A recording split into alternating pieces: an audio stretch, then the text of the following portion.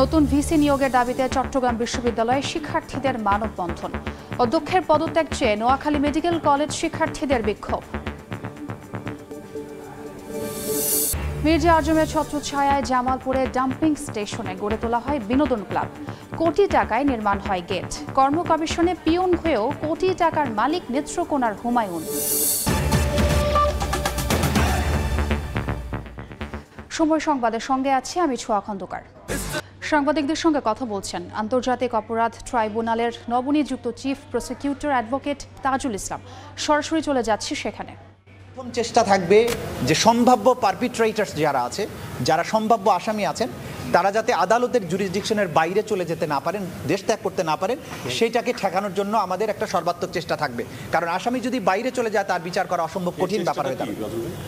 এই চেষ্টা আইন প্রয়োগকারী সংস্থার মাধ্যমে, তদন্ত সংস্থা, আমরা আইন প্রয়োগকারী সকল সংস্থার কাছে আমাদের পক্ষ থেকে আমরা চিঠি পাঠাবো, চেষ্টা করব তদন্ত সংস্থার পক্ষ থেকে যে এরা যাতে বাইরে যেতে না পারে। এবং খুব দ্রুততম সময়ের মধ্যে যেসব ঘটনা ঘটেছে, অনেকগুলো অভিযোগ আমাদের প্রসিকিউশন টিমের কাছে, তদন্ত সংস্থার কাছে ইতিমধ্যে এসেছে এবং আমরা কাজ শুরু করার মাধ্যমে খুব দ্রুতই বের করে ফেলবো যে কারা এই হত্যাকাণ্ডের সাথে, এই গণহত্যার সাথে, ক্রাইমস এগেইনস্ট হিউম্যানিটির সাথে সম্পৃক্ত ছিলেন।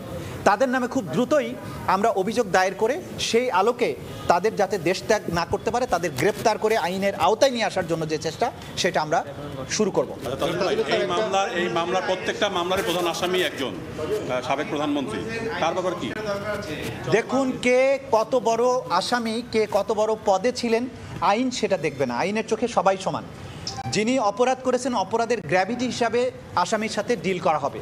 সুতরাং প্রধানমন্ত্রী হোক, আইজিপি হোক, বা যত বড় ক্ষমতাধর মন্ত্রী হোক, তারা যখন অপরাধের কাঠগড়ায় দাঁড়াবেন, আসামি হিসাবে দাঁড়াবেন, প্রত্যেকেই সমান আচরণ পাবেন।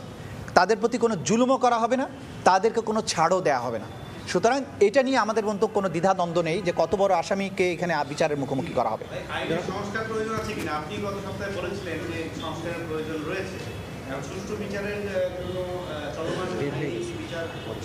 আমরা মাত্রই দায়িত্ব গ্রহণ করেছি। আমরা সরকারের সাথে, আমরা তদন্ত সংস্থা, প্রসিকিউশন, এগুলো বসে এগুলো আলাপ আলোচনার মাধ্যমে সিদ্ধান্ত নেব এখানে কি কি করা প্রয়োজন আছে। তবে আমরা আপনাদেরকে এনশিওর করতে পারি যে আগের সময়ে পতিত যে স্বৈর শাসক ছিল তারা বিচার ব্যবস্থাকে যেভাবে ধ্বংস করেছিল, যারা বিচারকদেরকে এমনভাবে কন্ট্রোল করেছে, এমনভাবে অন্যায়ভাবে রায় দিতে বাধ্য করেছে, অথবা বিচারকরা নিজেরাই এগুলোর সাথে সম্পৃক্ত হয়েছে, সেই রকম বিচারক আর কখনো এই ট্রাইব্যুনালে আসবে না ইনশাআল্লাহ। সাংবাদিকদের সঙ্গে কথা বলছিলেন আন্তর্জাতিক অপরাধ ট্রাইব্যুনালের নবনিযুক্ত চিফ প্রসিকিউটর। আমরা এতক্ষণ সরাসরি যুক্ত ছিলাম সেখানে। এদিকে উপাচার্য নিয়োগের দাবিতে চট্টগ্রাম বিশ্ববিদ্যালয়ে মানববন্ধন করেছেন শিক্ষার্থীরা। এ সময় ভিসি নিয়োগ সহ নানা দাবি তুলে ধরেন তারা। এর আগে গত 12 আগস্ট পদত্যাগ করেন আগের ভিসি অধ্যাপক আবু তাহের। নূরজামান আতিকের ক্যামেরায় বিস্তারিত জানাচ্ছেন তারিফ রহমান।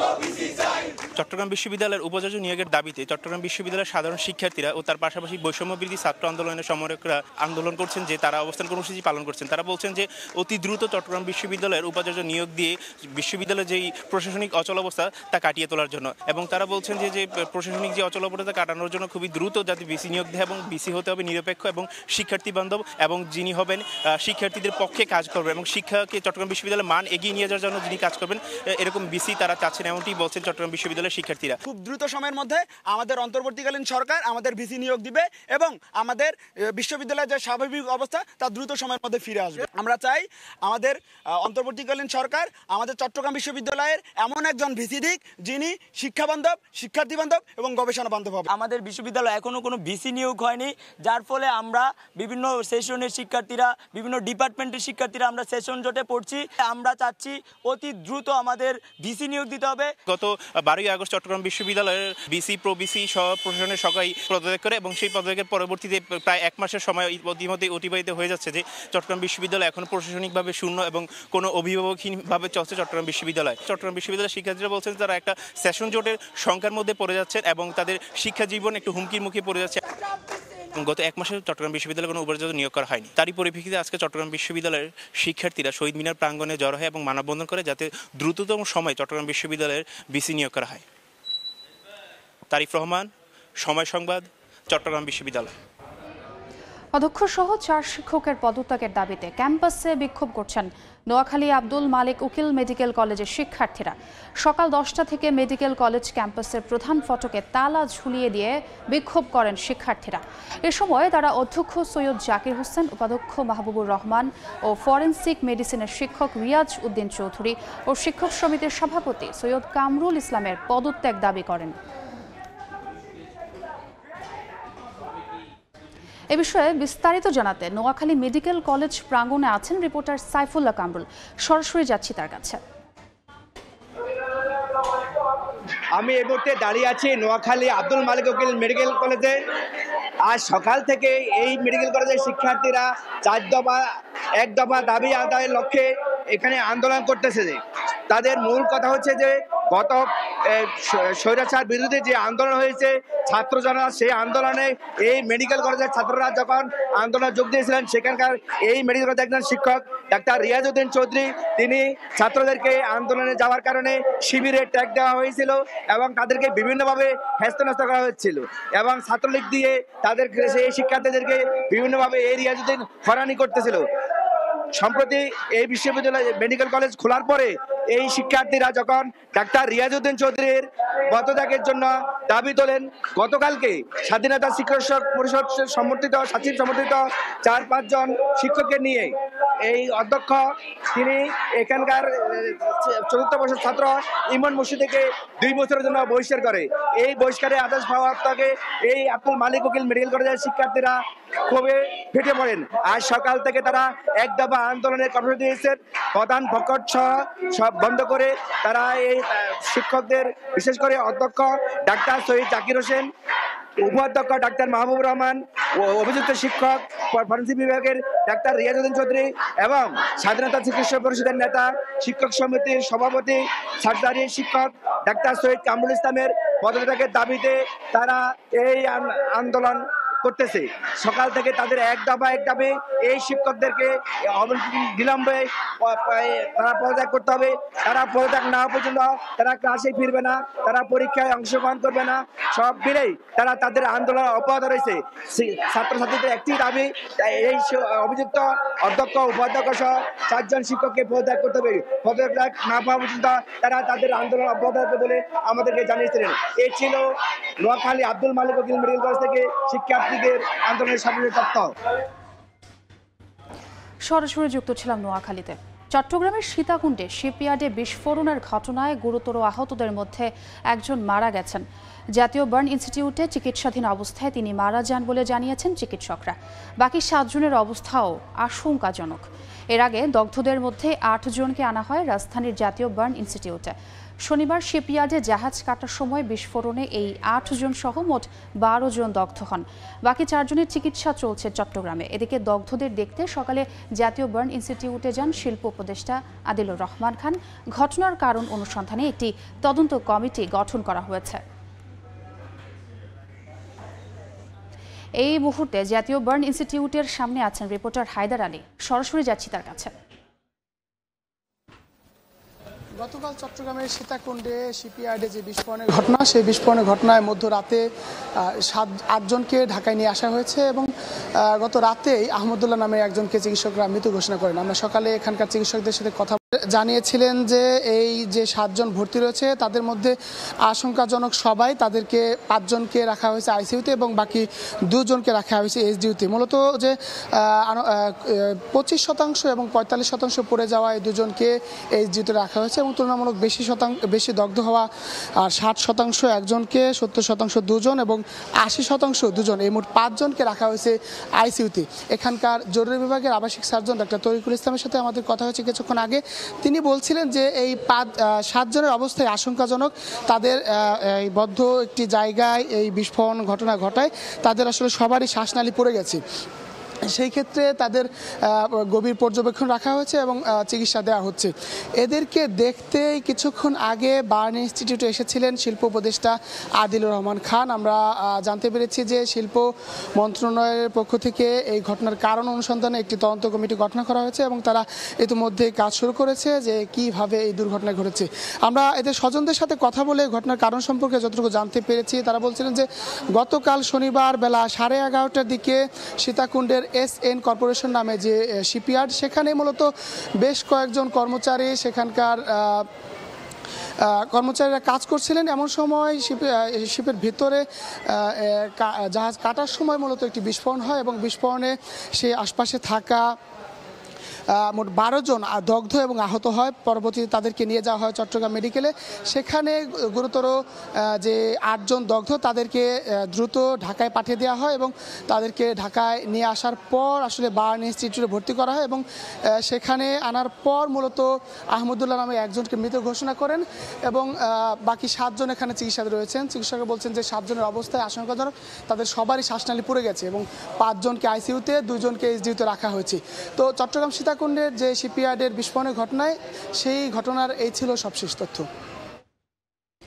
সরাসরি যুক্ত ছিলাম জাতীয় বার্ন ইনস্টিটিউটে। সময় সংবাদে আরও থাকছে, ভয়াবহ বন্যায় ফেনীতে কৃষি খাতে ব্যাপক ক্ষতি, পানি জমে নষ্ট গোডাউনের কয়েকশো টন ভোগ্যপণ্য। ভৈরবে মেঘনার ভাঙনে বিলীন ঘরবাড়ি, হুমকিতে সারের গুদাম। গেল অর্থবছরে চলতি মূল্যে দেশের মানুষের মাথা পিছু আয় বেড়েছে 32,784 টাকা। অন্তর্বর্তী সরকার দায়িত্ব নেওয়ার পর জাতীয় হিসাব পরিসংখ্যানে এ তথ্য জানিয়েছে BBS। এরপরও দৈনন্দিন জীবনযাপনে হিমশিম অবস্থা থেকে একটু মুক্তি মেলেনি সাধারণ মানুষের। এজন্য বিগত সরকারের বৈষম্যমূলক উন্নয়নকে দায়ী করছেন তারা।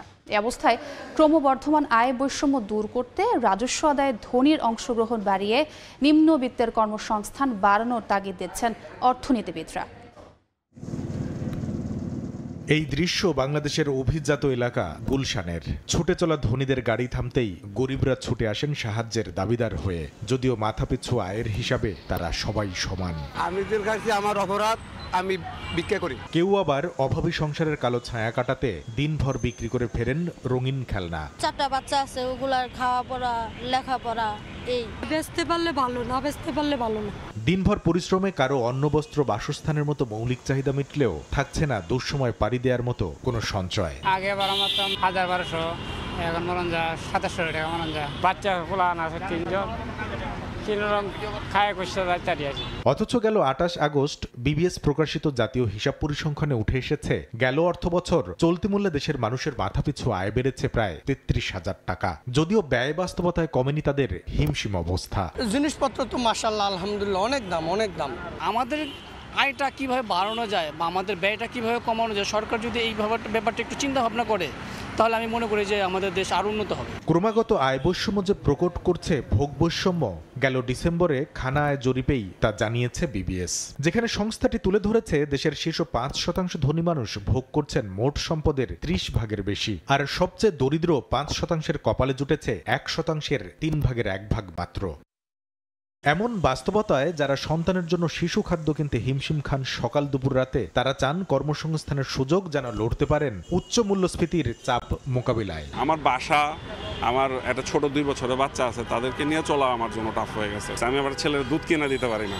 আয় বৈষম্য যদি না কমাতে পারি তাহলে উন্নয়ন হবে, কিন্তু আমরা এই সুফলটা ভোগ করতে পারবো না। অর্থনীতিবিদরা বলছেন বাড়তে থাকা ভোগ বৈষম্য কমাতে বিশেষ নজর দিতে হবে কর্মমুখী শিক্ষা ও শিল্পায়নের দিকে। বহুমাত্রিক বৈষম্য আমাদের দেশে বেড়েছে। আয় বৈষম্য কিভাবে আমরা কমাতে পারি সেদিকে সুনির্দিষ্ট পদক্ষেপ নিতে হবে। যিনি নাকি বেশি আয়ের মানুষ তার কাছ থেকে বেশি হারে আমি যদি নেই কর এবং তারপরে সেটাকে যদি সামাজিক সুরক্ষা, শিক্ষা, স্বাস্থ্য এগুলোতে যদি ব্যয় করতে পারি, তাহলে কিন্তু সেকেন্ড রাউন্ডে এসে আয় বৈষম্যটা কমে। প্রকট আয় বৈষম্য কমাতে না পারলে সমাজ ও রাষ্ট্রে নৈরাজ্য বাড়তে পারে বলেও শঙ্কা তাদের। খাতগুলোকে আমাদের আরও বেশি অগ্রাধিকার দিতে হবে। কামরুল হাসান সবুজ, সময় সংবাদ, ঢাকা।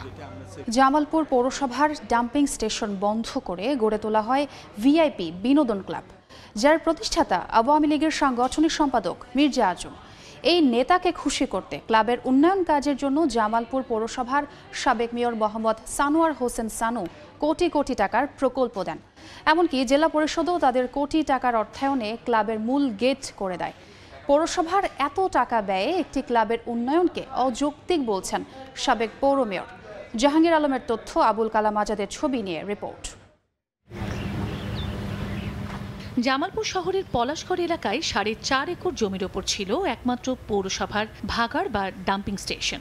2021 সালে পুরো ডাম্পিং স্টেশন বন্ধ করে দিয়ে ওই জমি নামমাত্র মূল্যে 20 বছরের জন্য ইজারা দেয়া হয় রিক্রিয়েশন ক্লাবকে।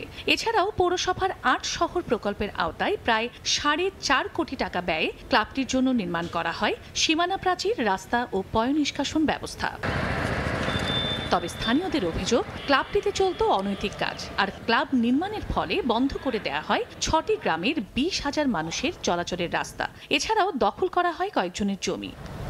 ক্লাবটির প্রতিষ্ঠাতা আওয়ামী লীগের সাংগঠনিক সম্পাদক মির্জা আজমের নির্দেশে এমন অনিয়ম করেছেন জামালপুর পৌরসভার সাবেক মেয়র ও ক্লাবটির কোষাধ্যক্ষ মোহাম্মদ সানোয়ার হোসেন সানু। মির্জা আজমের ডানহাত হিসেবেই পরিচিত সানু মির্জা আজমকে খুশি করতে কোনো নিয়ম নীতির তোয়াক্কা না করে পৌরসভা থেকে একে একে প্রকল্প দিয়েছেন ওই ক্লাবে। ক্ষমতাশালী ব্যক্তিরা এই রাস্তা বন্ধ করে দিয়ে রিক্রিয়েশন ক্লাব করেছে।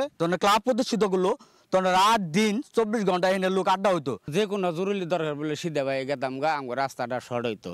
রিক্রিয়েশন ক্লাবের সদস্য হওয়ার জন্য গুনতে হতো 5 লাখ টাকা। মির্জা আজমকে খুশি করতে দলের প্রভাবশালী অনেক নেতাকর্মীরাও 5 লাখ টাকা দিয়ে সদস্য পদ নেন। একটি বেসরকারি ক্লাবের জন্য পৌরসভার এত ব্যয় অযৌক্তিক ও বিধি পরিপন্থী বলে মনে করছেন অনেকেই। এটার সাথে পৌরসভা জনগণের কোনো স্বার্থ নাই।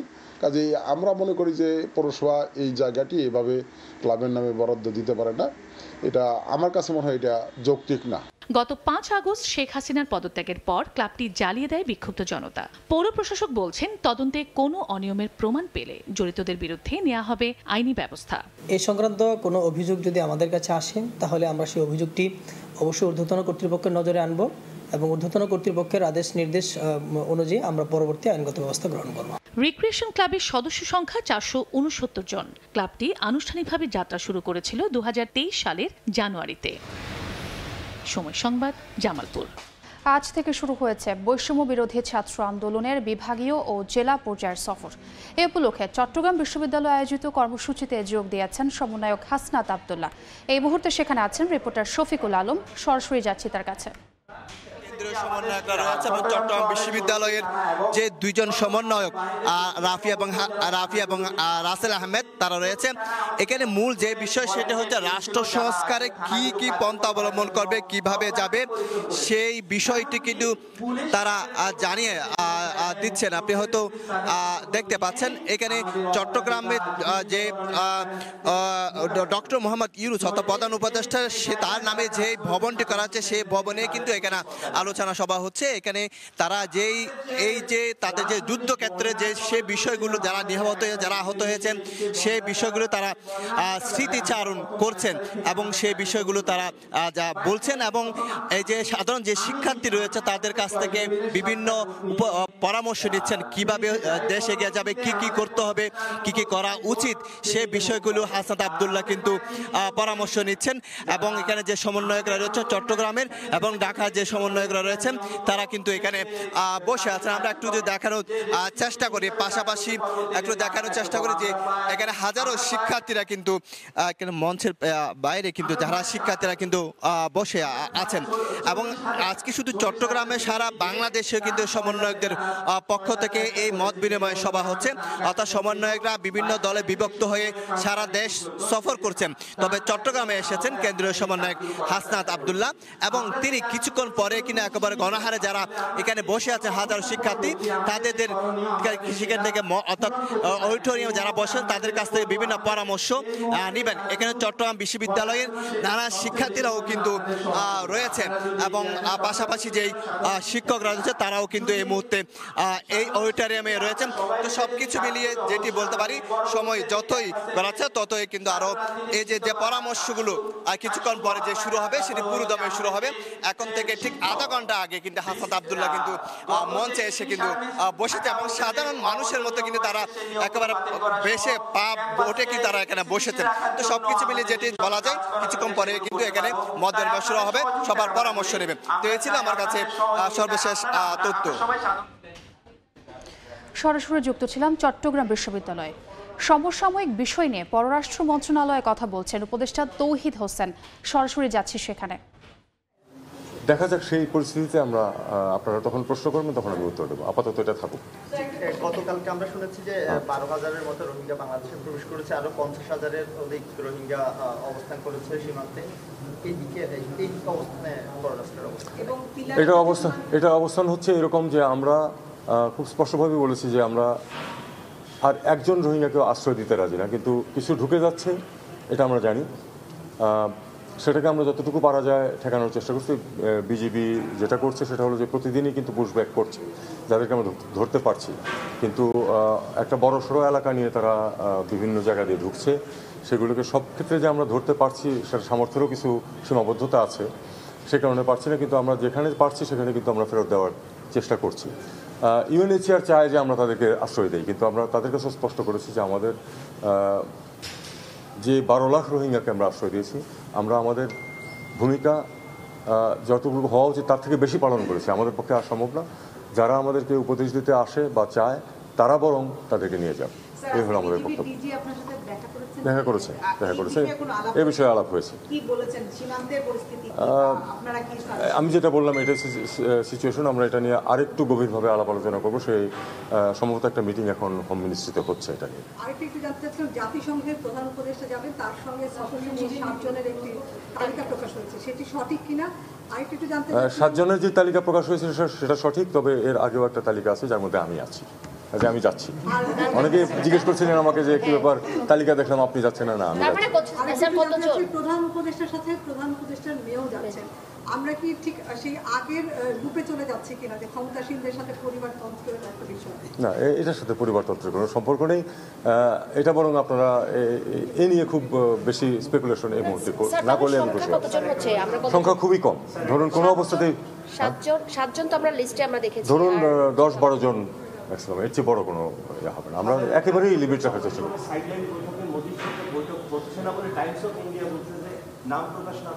ফেনীতে ভয়াবহ বন্যার পর বিভিন্ন নদীর তীরবর্তী এলাকায় তীব্র ভাঙন দেখা দিয়েছে। বিস্তারিত জানাতে সোনাগাজী উপজেলার চর মজলিশপুর ইউনিয়নে আছেন সহকর্মী আতিয়ার সজল। যাচ্ছি তার কাছে। গত 20 আগস্ট ফেনীর যে স্মরণকালের ভয়াবহ বন্যা এবং সেই বন্যার পরবর্তীতে যখন পানির চাপে 26 আগস্ট যে ফেনীর মোহনায় এবং যে নোয়াখালীর কোম্পানিগঞ্জের মোহনায় মুসাপুরে যে সুইচ গেটটি ভেঙে যায়, যার ফলে কিন্তু আমার যে ছোট ফেনী নদী দেখছেন এখানে কিন্তু আগে কোনো স্রোত ছিল না। এখন স্রোতের কারণে আপনারা দেখতে পাচ্ছেন আমার পিছনের একটি বাড়ি, যে বাড়িটার উঠান ছিল সামনে, সেই উঠান শেষ হয়ে এখন তাদের ঘর বাড়ি স্বেচ্ছায় ভেঙে নিয়ে যাচ্ছেন। আমরা এখন কথা বলা করবো এই এলাকার একজনের সাথে যে মূলত এই এলাকায় ভাঙনটা কি আকারে দেখা দিয়েছে, প্রতিকার কি হলে মনে করেন? ধন্যবাদ সময় টিভিকে। আমাদের গত 26 তারিখে মুসাফুরে বাঁধ ভাঙা যাওয়ার পরে, রেগুলেটর ভাঙার পরেই আমাদের এখানে চর মজলিশপুর ইউনিয়নে 9 নং তালতলি এবং এই মজলিশপুর গ্রাম, চর লক্ষ্মীগঞ্জ, চর বদরপুর সহ ছোট ফেনী নদী বেষ্টনী এই 1 নং চর মজলিশপুর ইউনিয়নে বিভিন্ন স্থানে ভাঙা অব্যাহত আছে। এরই মধ্যে যদি আপনাদের মাধ্যমে, সময় টিভির মাধ্যমে পানি উন্নয়ন বোর্ড কর্তৃপক্ষ জরুরি ভিত্তিতে ব্যবস্থা না নেয়, চর মজলিশপুর ইউনিয়নের ক্ষতিগ্রস্ত হবে হাজার হাজার পরিবার। ধন্যবাদ। শুনছিলেন যে এখানে যে অবস্থা ভাঙন সৃষ্টি হয়েছে, এমন ভাঙন কিন্তু ফেনীর যে নদীগুলো রয়েছে, নদীর এবং খালবিলগুলো রয়েছে, জানেন যে 5 থেকে 7 ফুট 8 ফুট পানির নিচে কিন্তু 5-6 দিন তলিয়েছিল পুরো জেলা, যার কারণে এখন বিভিন্ন এলাকার নদীর পার্ববর্তী যে মাটিগুলো কিন্তু সে ভিজে নরম হয়ে থাকার কারণে এখন সামান্য যখন নদীর পানি নেমে যাচ্ছে বা একটু কমতে শুরু করেছে, একের পর এক বিভিন্ন এলাকার রাস্তাঘাট, কালভার্ট, ব্রিজ, বাড়িঘর ভেঙে কিন্তু বিলীন হচ্ছে। এখন মুসাপুরের যে রেগুলেটর ফর্মটি রয়েছে, যার কারণে কিন্তু ছোট ফেনী নদীর যে আগে স্রোত ছিল না বা নিয়ন্ত্রিত স্রোত ছিল, এখন কিন্তু জোয়ার ভাটায় একের পর এক বাড়িঘর বিলীন হয়ে কিন্তু শত শত বাড়িঘর বিলীন হচ্ছে, নোনা পানি ঢুকে ফসল নষ্ট হচ্ছে। এখন সংশ্লিষ্টরা যদি দ্রুত সে সুইচ গেটটি আবার পুনরায় মেরামত বা যদি নির্মাণ না করে তাহলে কিন্তু এসবের জনপদ কিন্তু ক্ষতিগ্রস্ত হবে। এবং স্থানীয়রা যেটা দাবি করছেন, এ সকল ভাঙন মেরামতে যে বিভিন্ন রাস্তাঘাট, যে সড়ক, মানুষের বাড়িঘর ভেঙে যাচ্ছে, যদি জরুরি ভিত্তিতে ব্লক বা জিও ব্যাগ না ফেলে রক্ষা করা না হয় তাহলে ফেনীর বিভিন্ন জনপদ এবং কোম্পানিগঞ্জ, মুসাপুর এবং বিভিন্ন এলাকায় কিন্তু ভাঙন সৃষ্টি হতে ব্যাপকতা দেখা দিয়েছে। মানুষ এখন আতঙ্কিত, অনেকে নিজেদের বাড়িঘর ভেঙে নিজেরা নিয়ে যাচ্ছে এবং অনেক বাড়িঘর ইতিমধ্যে ভেঙে বিলীন হচ্ছে। এ থেকে পরিত্রাণ চাচ্ছে এলাকাবাসী। এই ছিল আমার কাছে নদী ভাঙনের সব শেষ। সরাসরি যুক্ত ছিলাম ফেনীতে। এই পর্যায়ে শীর্ষ সংবাদগুলো জানিয়ে দিচ্ছে আরেকবার। গণঅভ্যুত্থান পরবর্তী অন্তর্বর্তী সরকারের এক পাশ পূর্ণ, অর্থনীতি স্থিতিশীল রাখাই চ্যালেঞ্জ। আলোচনায় সুরাহা হবে সব আন্দোলনের, জানালেন উপদেষ্টা। নতুন ভিসি নিয়োগের দাবিতে চট্টগ্রাম বিশ্ববিদ্যালয়ের শিক্ষার্থীদের মানববন্ধন, অধ্যক্ষের পদত্যাগ চেয়ে নোয়াখালী মেডিকেল কলেজ শিক্ষার্থীদের বিক্ষোভ।